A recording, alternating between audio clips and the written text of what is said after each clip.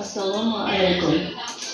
Mana bugun navbatdagi nimamizga, klientimizga, bolachamizga, Dilozorga TMS magnet stimulyatsiyasi muolajasini o'tkazyapmiz. O'tkazishni boshladik. Bolachamizga yotib olsa udobli bo'ladi. Qulay sharoit qilib olmasa bo'ladi. Qo'l orqali magnet to'lqinlarni yuborsa bo'ladi, lekin bolachamiz hech shunga rozi bo'lmaydi.